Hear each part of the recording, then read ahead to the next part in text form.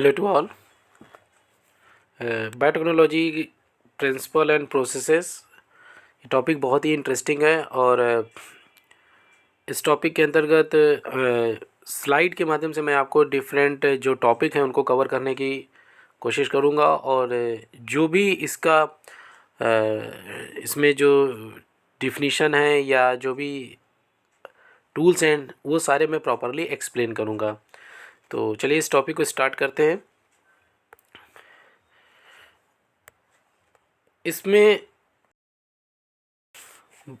इस टॉपिक में किस तरीके से इस पूरे चैप्टर की हम लोग स्टडी करेंगे उसके बारे में मैं आपको पहले से ही बता दूं, जिसमें कोई भी कन्फ्यूज़न आपको ना रह जाए। एक्चुअली बायोटेक्नोलॉजी एक नई टेक्निक है बायोलॉजी में, और उस टेक्नोलॉजी की सबसे पहले तो आपको ये समझना है कि बायोटेक्नोलॉजी है क्या, व्हाट इज़ बायोटेक्नोलॉजी। सबसे पहले मैं ये कवर करूँगा, इसी में आपको डिफिनीशन में बताऊँगा।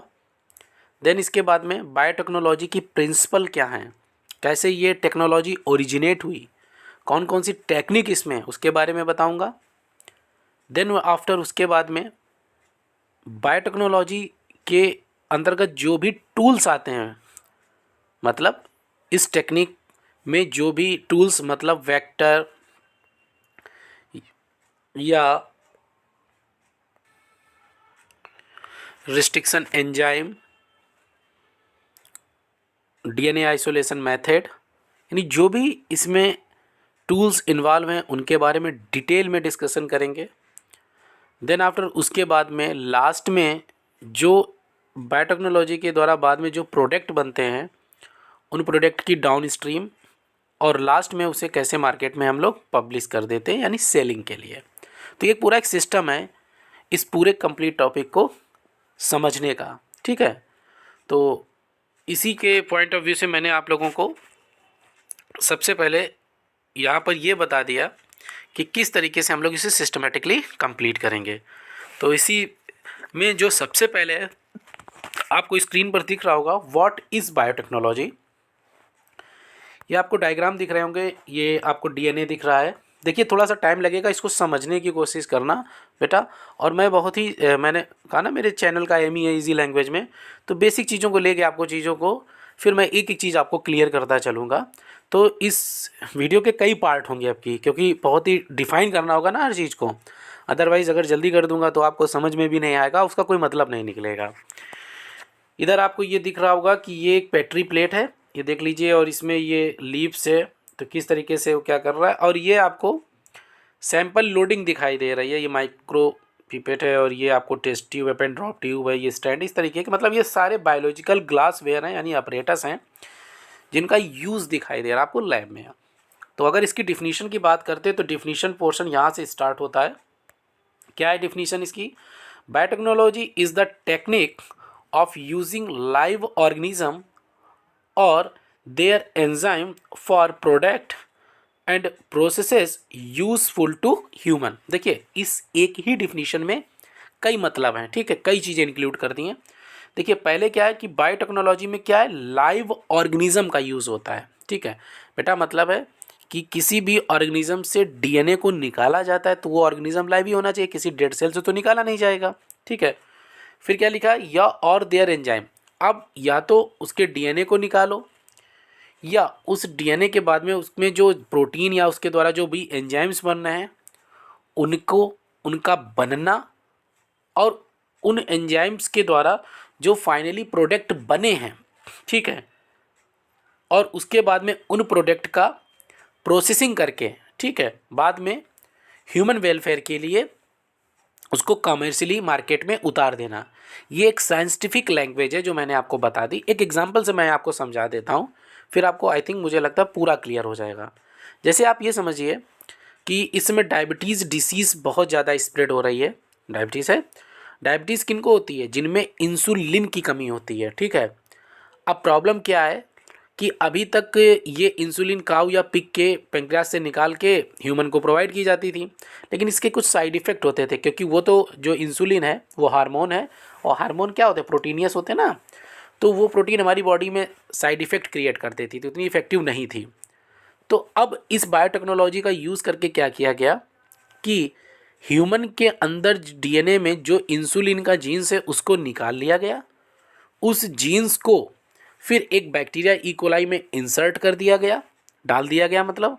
अब वो इकोलाई बैक्टीरिया क्या करेगा, इंसुलिन बनाने लगेगा। उस इंसुलिन को फिर हम लोगों ने निकाल लिया, उसकी चेकिंग कर ली कि ये इंसुलिन ह्यूमन बीइंग के लिए ठीक है या नहीं है, कोई साइड इफ़ेक्ट तो नहीं है, और उसके बाद में उसको फिर हम लोग यूज़ करने लगे। ये एक पूरी समरी मैंने आपको बता दी।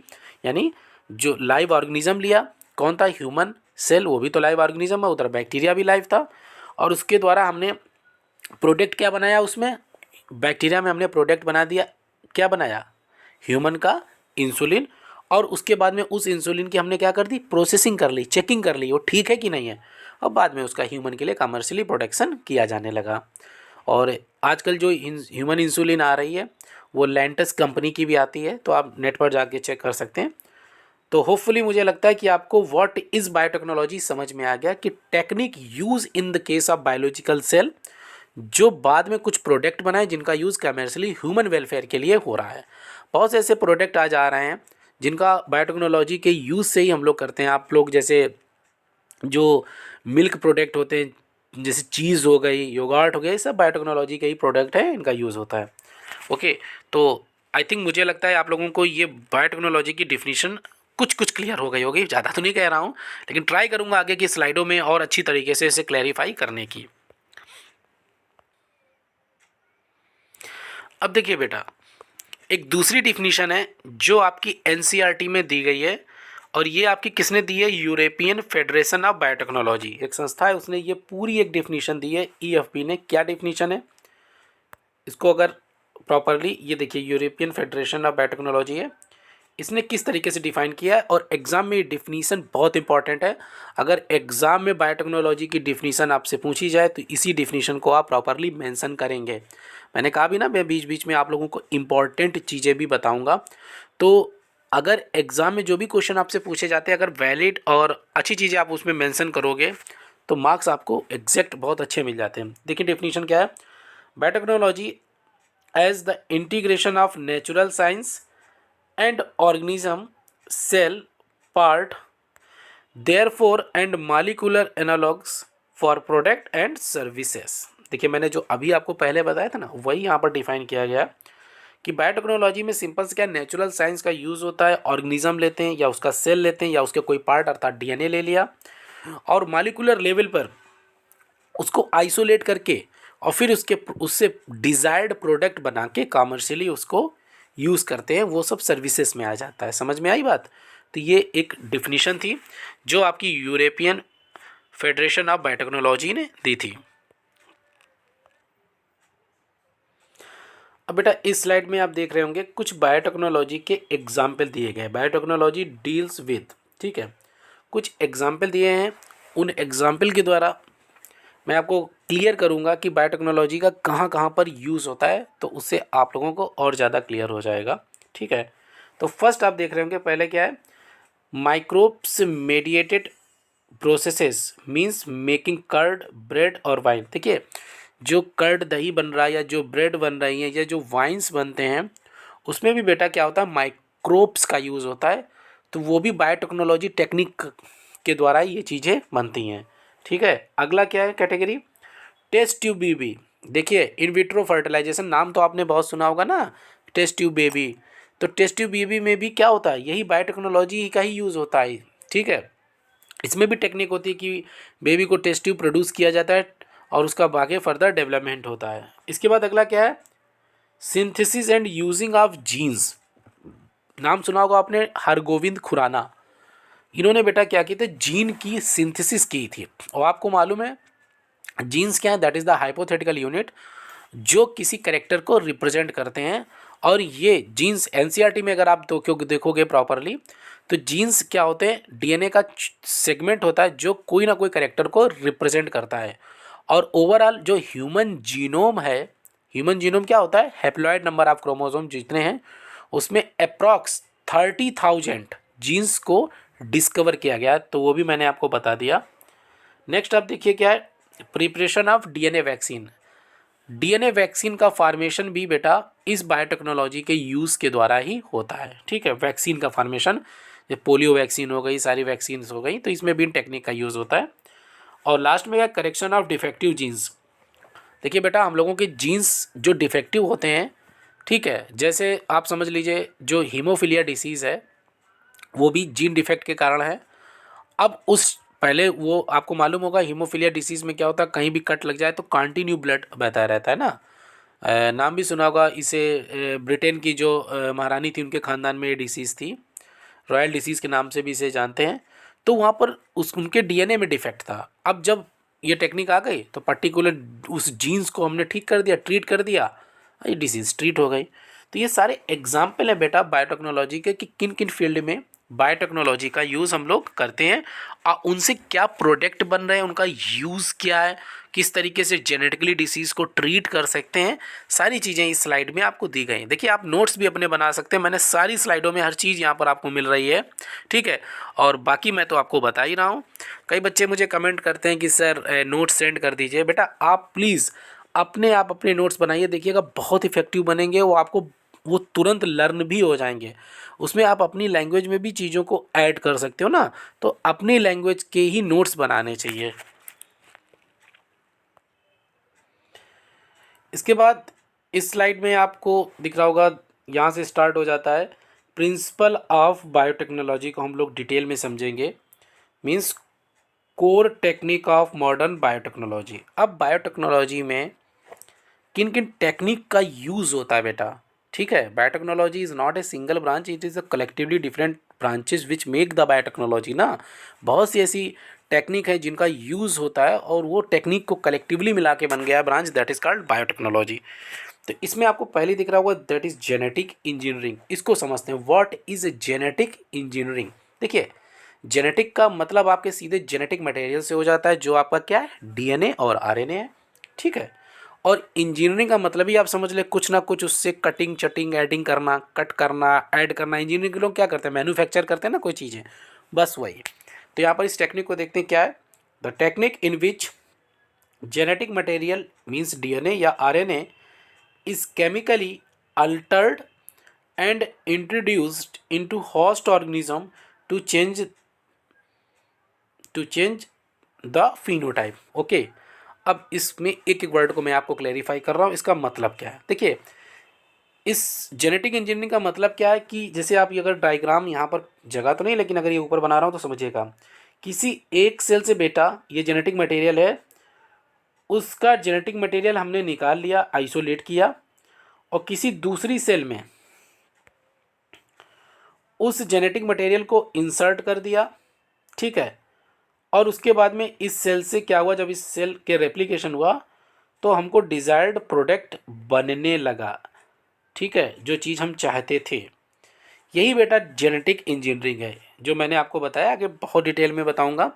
मतलब डीएनए या आरएनए को केमिकली अल्टर्ड करना, कट करना, रिमूव करना, उसमें नई चीज़ों को ऐड कर देना, फिर उनको किसी हॉस्ट सेल में इंसर्ट करा देना। हॉस्ट सेल का मतलब जिसमें हम वो डिज़ायर्ड जीन्स या डीएनए को इंसर्ट करा रहे हैं, ये हॉस्ट सेल हो गई, इस केस में ये वाली हॉस्ट सेल हो गई, ठीक है। और फिर क्या होगा, उस हॉस्ट सेल का फिनोटाइप चेंज हो जाएगा। फिनोटाइप का मतलब क्या हुआ, जब बेटा ये वाला जो जीन्स था डीएनए इस सेल में हम लोगों ने डाला है, तब इस सेल की जो प्रॉपर्टी है वो चेंज नहीं हो जाएगी, वो इसी डीएनए के अनुरूपी तो प्रोडक्ट बनाने लगेगी। तो इस सेल का जो मतलब जो प्रॉपर्टी थी चेंज हो गई, यानी उसका जो करेक्टर था चेंज हो गया फिनोटाइपिकली, इसी को बोला जाता है चेंज इन फिनोटाइप। तो होपफुली आपको ये जेनेटिक इंजीनियरिंग की डिफिनीशन क्लियर हो गई होगी। अब इसके बाद में नेक्स्ट साइड पर लिखा है बायो प्रोसेसेस इंजीनियरिंग। ये मैंने आपसे बेटा पहले ही कहा था, एक एक चीज़ बायोटेक्नोलॉजी की एक नई ब्रांच है, बहुत जल्दी बताऊंगा तो नहीं समझ में आएगा, कोई मतलब नहीं रह जाएगा लेक्चर का, सब बताते वैसे मैं भी आपको बता दूंगा। तो बायो प्रोसेस इंजीनियरिंग का बेटा सिंपल सा मतलब ये है, maintenance of sterile ambience in chemical engineering processes for growing desired microbes oblique eukaryotic cell in large quantity for the manufacture of antibiotics, vaccine, enzyme, etc।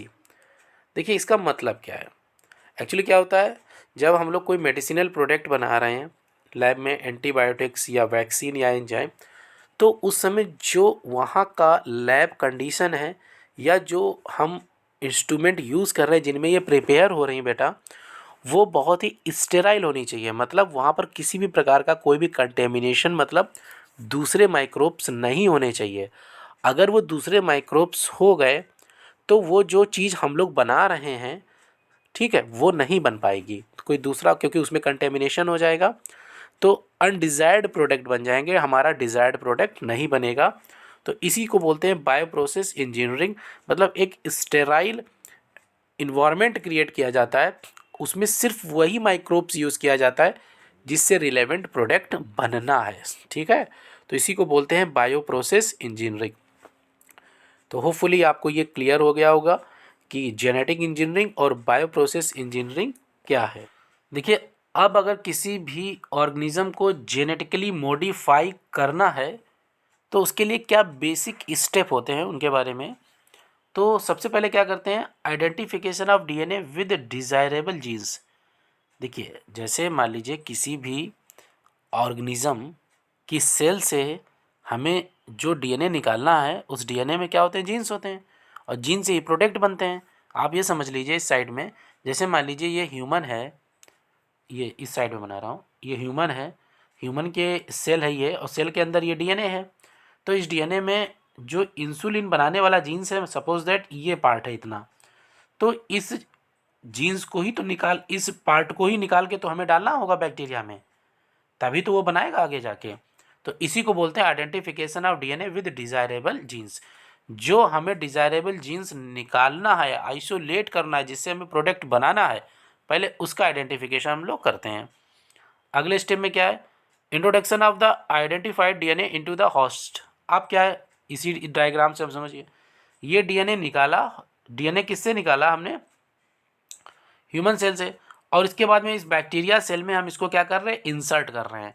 तो ये हो गया introduction of identified DNA. Identified DNA ये हो गया, और इस DNA को किस में डालें, होस्ट। और यहाँ पर होस्ट कौन हो गया, ये बैक्टीरिया सेल हो गया, इसी में ये डीएनए हमने इंसर्ट कर दिया। और तीसरा स्टेप में क्या होता है, third step, maintenance of introduced DNA in the host and transfer of DNA to its progeny. अब ये जो डीएनए हम लोगों ने आइसोलेट किया है, उसको होस्ट में हमने यहाँ पर इंसर्ट करा दिया है, और अब इसके बाद में जब ये बैक्टीरिया रेप्लिकेट करेगा, तो उसके अंदर बैक्टीरिया रेप्लिकेट करेगा तो उसकी कई कॉपियाँ बनेंगी। जब कल्चरिंग करा देंगे तो उस कॉपियों में भी यही डीएनए क्या करेगा बेटा, रेप्लिकेट करता रहेगा। समझे, इसको मेंटेन करना। अब मेंटेन कैसे किया जाता है, ये आगे की स्लाइडों में, आगे के लेक्चर में आपको डिटेल में बताऊंगा कि मीडिया दे के या कंडीशन स्टेराइल मेंटेन करके। तो ये बेसिक स्टेप थे जिससे किसी भी ऑर्गेनिज्म का डीएनए निकाल के किसी दूसरे ऑर्गेनिज्म में डाल के हम प्रोडक्ट बनाते हैं। उसी से रिलेटेड ये तीनों बेसिक स्टेप थे जो मैंने यहाँ पर आपको बता दिए। इसके बाद ये नेक्स्ट है, इसमें क्या है, basic step in genetically modified an organism, वही आगे प्रोसीड इसमें किया गया है। तो पहला स्टेप था identification of DNA with desirable genes. इसमें हम लोग क्या क्या करते हैं, देखिए मैंने कहा था ना कि स्लाइड में मैं आपको थ्योरेटिकल मटेरियल भी प्रोवाइड कराऊंगा। तो अगर आप लोग नोट्स बनाना चाह रहे हैं तो इससे आप आराम से नोट्स अपने प्रिपेयर कर सकते हैं, कोई प्रॉब्लम नहीं होगी। सारी एनसीईआरटी की लाइनें अच्छी बुक से कंसीडर की हुई लाइनें हैं, तो आप उससे ईजिली, और डायग्राम भी बनाए तो आप समझ सकते हैं।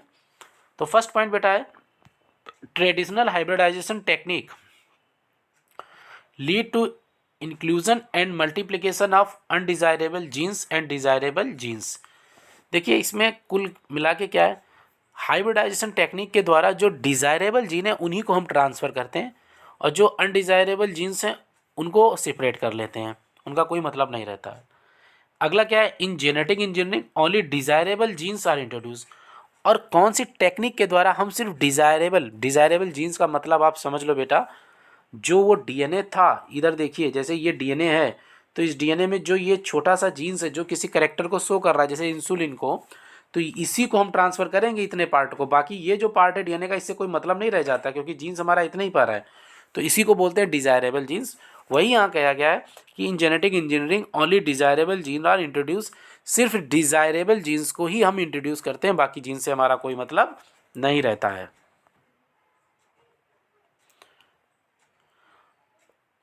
अब ये नेक्स्ट स्लाइड में आपको क्लियर दिख रहा होगा, introduction of the identified DNA into host. Okay, so इसमें क्या है, बिल्कुल दिख रहा है कि होस्ट में, होस्ट यहाँ पर ये बैक्टीरिया सेल है, तो इसमें कैसे हम ये रिकम्बिनेंट प्लाज्मिड को ट्रांसफ़र करें। इसमें देखिए ये आ गया, तो वही इसमें थ्योरी है। A vector DNA such as plasmid is used to deliver a alien piece of DNA into the host organism. देखिए यहाँ पर सब चीज़ों को आपको थोड़ा सा डिटेल में मैं बता रहा हूँ। एक्चुअली होता क्या, जैसे सपोज दैट ये एक ह्यूमन सेल है, यहाँ मैं बना दे रहा हूँ, आप तब समझ जाएंगे। और इस ह्यूमन सेल में ये बेटा डीएनए था, इस डीएनए में सिर्फ इतना पोर्शन जो इंसुलिन का था, ये वाला, इसी को हमको इंसर्ट करना है। तो एक्चुअल में इस पोर्शन को हमें बैक्टीरिया में जब इंसर्ट करना होता है तो हम लोग डायरेक्ट नहीं इंसर्ट कर सकते हैं। डायरेक्ट टेक्निक कुछ होती भी हैं, इतनी इफ़ेक्टिवली नहीं होती हैं। तो इसके लिए हमें एक वेक्टर चाहिए जो इस ह्यूमन जीन को इस बैक्टीरिया के अंदर इंसर्ट करा सके। मेरी बात समझ गए ना, मैं फिर रिपीट कर रहा हूँ। एक वेक्टर चाहिए जो इस ह्यूमन जीन्स को इस बैक्टीरिया सेल में इंसर्ट करा सके। वेक्टर क्या होते हैं ये मैं आपको बता दे रहा हूँ। वेक्टर बेटा वो डीएनए के पीस हैं जो डिजायर्ड जीन्स, यानी वही जो इंसुलिन का जीन्स है उसे डिजायर्ड जीन्स या एलियन पीस ऑफ डीएनए भी बोलते हैं, उसको इस बैक्टीरिया सेल में इंसर्ट कराएंगे। यानी वेक्टर वो माध्यम है जिनके द्वारा कोई भी डिजायर्ड जीन्स किसी दूसरी होस्ट सेल में इंसर्ट किया जाता है। अच्छा, अब बैक्टीरिया में ही देखिए, बैक्टीरिया में एक प्लाज्मिड होता है। आपने अगर बैक्टीरिया का सेल स्टडी किया होगा, एक्स्ट्रा क्रोमोसोमल मटेरियल होता है, तो यही प्लाज्मिड को निकाल लिया जाता है। ये वेक्टर की तरह वर्क करता है। वैसे कई और भी है, कॉस्मेट, फास्मेट, PBR 322, ये सारे प्लाज्मिड हैं जिनसे डिजायर्ड जीन्स को आपके नई किसी हाउस सेल में ट्रांसफ़र किया जाता है। यहाँ पर आपको ये समझना होगा कि डिजायर्ड जीन्स या एलियन जीन्स या फॉरेन जीन्स क्या है, ये सब एक ही बात है। इसका मतलब होता है वही इंसुलिन का जीन्स जो हमको ट्रांसफ़र करना है। इसी को फॉरेन जीन्स बोल दो, इसी को चाहे डिजायर्ड जीन्स बोल दो, और इसी को चाहे एलियन पीस बोल दीजिए आप डीएनए। बात समझ रहे हैं? बात एक ही मैं बार बार रिपीट कर रहा हूँ जिससे आप लोगों को कहीं कन्फ्यूज़न ना रह जाए, ठीक है। अब बेटा ये वेक्टर यहाँ बैक्टीरिया का निकाल लिया, ये वेक्टर आपको दिख रहा है। ये इस वेक्टर में हमने ये जो जीन्स था इंसुलिन का वो यहाँ पर कंबाइन कर दिया, तो इसीलिए ऐसा वेक्टर यहाँ पर वेक्टर ये कौन है, ये प्लाज्मिड है जो वेक्टर की तरह कार्य कर रहा है, ठीक है। तो इस वेक्टर में यानी इस प्लाज्मिड में जब हमने ये इंसुलिन का जीन्स मिला दिया तो ऐसा जो वेक्टर तैयार होता है या प्लाज्मिड, इसको बोलते हैं रिकम्बिनेंट प्लाज्मिड। रिकम्बाइन हो गया, समझ रहे हैं। अब इस प्लाज्मिड को ये ई कोलाई की जो बैक्टीरिया की सेल है जो होस्ट सेल की तरह कार्य कर रही है, इसमें बेटा हम क्या कर देते हैं, ट्रांसफ़र कर देते हैं। वही आपको दिख रहा होगा। अब ये इसके अंदर ट्रांसफ़र हो गया प्लाज्मिड, और ये बैक्टीरिया का आपका जीनोम खुद का दिख रहा है, समझ रहे हैं। तो ये बैक्टीरिया सेल कैसी हो गई, अब आपको नीचे दिख रहा होगा, ट्रांसफॉर्म सेल हो गई। ट्रांसफॉर्म मतलब क्या हुआ, जब किसी बैक्टीरियल सेल में कोई फॉरेन डीएनए या जीन्स इंसर्ट कराते हैं तो उसको बोलते हैं ट्रांसफॉर्म सेल। अब ये बैक्टीरिया सेल क्या करेगी, इस बैक्टीरिया सेल के अंदर जो ये बैक्टीरिया का खुद का जेनेटिक मटेरियल जो आपको ये दिख रहा है ये, और ये प्लाज्मिड जो डीएनए आया है, प्लाज्मिड आया है जो इंसुलिन का जीन्स लेके आया है, ये बेटा रेप्लिकेट करेगा और फाइनली इस बैक्टीरिया सेल में इंसुलिन का फॉर्मेशन होने लगेगा। ये एक बायोटेक्नोलॉजी का सीधा एक स्टेप होता है, बहुत सिंपल स्टेप होता है। वही उन्होंने यहाँ थोड़ा सा बता रखा है जिससे आप समझ जाएं कि बायोटेक्नोलॉजी एक्चुअल है क्या। समझ रहे हैं आप लोग। देन आफ्टर इसके बाद नेक्स्ट स्लाइड है, इसमें क्या है, third point, maintenance of introduce DNA in the host and transfer of the DNA to its progeny. अब वो जो डीएनए हमने वेक्टर के द्वारा या जो एलियन डीएनए हमने वेक्टर के द्वारा बैक्टीरिया सेल में डाला था, अब वो बैक्टीरिया सेल में वो प्लाज्मिड मेंटेन रहे उस जीन्स के साथ में, और बेटा जब उस बैक्टीरिया सेल से दूसरी नई सेल बने, उनकी डॉटर सेल बने, तो उनमें भी वही प्लाज्मिड जाए, वैसे ही रेप्लिकेट हो, तभी तो कंटिन्यू बैक्टीरिया की सेल का मल्टीप्लिकेशन होगा, बैक्टीरिया की सेल बनेंगी और साथ साथ में क्या होगा, उसके साथ साथ में प्रोडक्ट भी इंसुलिन बनता रहेगा। वही स्लाइड में बताया गया है कि a piece of alien DNA has no the sequence that is called, मतलब यहाँ पर एक सीक्वेंस होता है that are called origin of replication that are called ori needed for starting replication, so it cannot multiply itself in the progeny cell of the organism. Hence alien DNA is integrated into the recipient genome. It has ori and it multiply and inherit along with host DNA। ठीक है, अब इसको आप समझिए बेटा। Actually क्या होता है, जो एलियन पीस गया है वो एलियन पीस में क्या होता है, the piece of alien DNA has no the sequence called origin of replication. जो हमने फॉरेन जीन आया है बेटा, यानी इंसुलिन का जो जीन्स आया है वो अपने आप बैक्टीरिया सेल में रेप्लिकेट नहीं कर सकता है। क्यों नहीं कर सकता है? क्योंकि वहाँ पर एक स्थान होता है, उस प्लेस पे बोलते हैं ओरिजिन ऑफ रेप्लिकेशन, उसमें नहीं होता है। ओरिजिन ऑफ रेप्लिकेशन किस में होता है? ओरिजिन ऑफ रेप्लिकेशन आप समझ लीजिए, जैसे मैंने ये एक बैक्टीरिया की सेल बना दी, तो बैक्टीरिया की सेल के अंदर जो ये डीएनए है, इसी डीएनए में एक प्लेस होगा जहाँ पर ओरिजिन ऑफ रेप्लिकेशन होगा। तो इसीलिए या तो इस फॉरेन जीन्स को उठा के इसमें इंसर्ट कर दो, और जब ये रेप्लिकेट करेगा तो जो इंसुलिन का जीन्स है वो भी इसके साथ रेप्लिकेट करता रहेगा, और जब ये डिवाइड होगी तो इसका भी जेनेटिक मटेरियल डिवाइड होकर इसके डॉटर सेल में पहुँच जाएगा और इंसुलिन का फॉर्मेशन होता रहेगा। वही बोला गया है कि जो फॉरेन जीन आया है, मेरी बात समझिएगा, वही जो इंसुलिन का जीन्स आया है उसमें कैपेबिलिटी नहीं होती कि वो बैक्टीरिया के सेल में जाके अपने आप रेप्लिकेट कर सके। नो, इसके लिए आपको उस डीएनए को, यानी वो जो पीस है फॉरेन जीन्स का, उसको बैक्टीरिया के जीनोम में मिलाना होगा। और बैक्टीरिया के जीनोम में एक प्लेस होता है जहाँ पर से आप मिला सकते हो, that are called origin of replication. और उसके बाद रेप्लिकेशन होगा तो साथ साथ में उसका भी रेप्लिकेशन होगा और प्रोडक्ट बन जाएगा। तो होपफुली आपको ये चीज़ क्लियर हो गई होगी। देन आफ्टर, इसके बाद में ये दो साइंटिस्ट हैं, स्टेनले कोहेन और हर्बर्ट बॉयर, इनके बारे में देखते हैं। The process of joining and inserting a foreign piece of DNA into host organism to produce new genetic combination that are called recombinant DNA technology. देखिए अब यही बात आ गई, हमने जो फॉरेन जीन्स लिया था दैट इज़ द इंसुलिन, उसको जब बैक्टीरिया की सेल में स्थित उसके डीएनए के साथ मिलाया तो एक रिकम्बिनेंट डीएनए क्रिएट हुआ। इसी को बोलते हैं recombinant DNA technology. Next point, first recombinant DNA that are called rDNA in short was produced by Stanley Cohen and Herbert Boyer in 1972। First time in दोनों साइंटिस्टों ने बेटा रिकम्बिनेंट डीएनए को प्रोड्यूस किया था। फर्स्ट टाइम रिकम्बिनेंट डीएनए बनाया था, मतलब दो, एक फॉरेन जीन्स को एक होस्ट वाले जीन्स में मिला के एक नया डीएनए कंबाइन करके बना दिया था, that are called recombinant DNA. So they isolate an antibiotic resistant genes piece of DNA from a plasmid of Salmonella typhimurium, एक बैक्टीरिया था। It was linked with a plasmid vector and transferred into E. coli. As a result, the gene were expressed and multiplied in E. coli. देखिए बहुत इन्होंने अच्छी बात बताई। Actually क्या होता है बेटा, आपको ये मालूम होगा, जो ये बैक्टीरिया होते हैं, इन बैक्टीरिया में एंटीबायोटिक रेजिस्टेंस जीन्स होते हैं कुछ बैक्टीरिया में, मतलब उन बैक्टीरिया पर उस एंटीबायोटिक का रेजिस्टेंस, यानी उस एंटीबायोटिक का असर नहीं होगा। अगर आपकी बॉडी के अंदर भी कोई एंटीबायोटिक रेजिस्टेंस जीन्स आ जाए, फिर चाहे आप जितना उस एंटीबायोटिक को खा लो कुछ असर नहीं करेगा, क्योंकि उसके अगेंस्ट आपकी बॉडी में जीन्स उपलब्ध है। ठीक है, ऐसे ही इन साइंटिस्ट ने क्या किया, दे आइसोलेट एंटीबायोटिक रेजिस्टेंट जीन्स। ठीक है, एक बैक्टीरिया था जिसको बोलते हैं साल्मोनेला टाइफीमूरियम, उससे एक एंटीबायोटिक रेजिस्टेंट जीन्स इन्होंने निकाल लिया, उसमें था।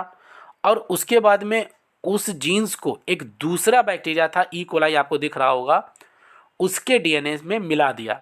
ठीक है, जब उस डीएनए में मिला दिया तो अब ई कोलाई भी उस बेटा पर्टिकुलर एंटीबायोटिक के लिए रेजिस्टेंस हो गया, ये इन्होंने किया था। ठीक है, और वो मल्टीप्लाई करता रहेगा तो उसके अंदर भी उस पर्टिकुलर एंटीबायोटिक के लिए रेजिस्टेंस पावर क्रिएट हो जाएगी। इसको ऐसे समझ लेते हैं, जैसे मान लीजिए ये दो पर्सन है, एक ये पर्सन है, एक ये पर्सन है।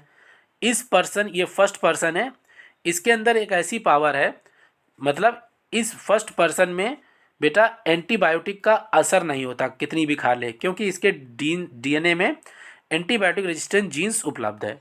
अब हमने क्या किया, इस जीन्स को कट करके निकाल के दूसरे वाले पर्सन में भी डाल दिया, तो अब क्या होगा, यही एंटीबायोटिक इस पर भी असर नहीं करेगी क्योंकि इसके अंदर ये रेजिस्टेंस जीन्स आ चुका है। ये सेंस है यहाँ कहने का, ठीक है।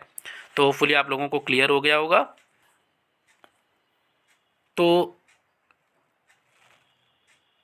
अब बस आज की क्लास यहीं तक। इसके बाद ये फर्स्ट पार्ट था मेरा वीडियो का। इसके बाद जो नेक्स्ट पार्ट आएगा वीडियो का, तो उसमें मैं इसके आगे प्रोसीड करूँगा। तो मैंने आज definition and principle of biotechnology पूरा कंप्लीट कर दिया। आई थिंक होपफुली आप लोगों को कुछ क्लियर हो गया होगा कि बायोटेक्नोलॉजी है क्या, व्हाट इज़ द बायोटेक्नोलॉजी, और उसके प्रिंसिपल्स क्या हैं। इसमें मैंने आपको रिकम्बिनेंट डीएनए टेक्नोलॉजी का भी बारे में थोड़ा सा बताया। तो आगे की अपकमिंग क्लासेस में इसके बाद में अब रिकम्बिनेंट डीएनए टेक्नोलॉजी में क्या क्या टूल्स हैं, मतलब जैसे कौन कौन से एंजाइम यूज़ होते हैं उनके बारे में जानेंगे, प्लाज्मिड क्या उसके बारे में जानेंगे, डीएनए को कैसे आइसोलेट किया जाता है उसके बारे में जानेंगे। ये सारी टेक्निक हम समझेंगे, पीसीआर क्या होता है। जब हम लोग सारी टेक्निक के वीडियो कंप्लीट कर लेंगे, उसके बाद में फिर रिकम्बिनेंट डीएनए टेक्नोलॉजी के स्टेप पढ़ेंगे कि रिकम्बिनेंट डीएनए टेक्नोलॉजी में कौन कौन से स्टेप आते हैं, कैसे रिकम्बिनेंट डीएनए टेक्नोलॉजी का पूरा प्रोसेस कंप्लीट होता है, ठीक है। तो ये वीडियो अल्टीमेटली वैसे 3 पोर्शन में है। तो ये अभी फर्स्ट पोर्शन कंप्लीट हुआ है।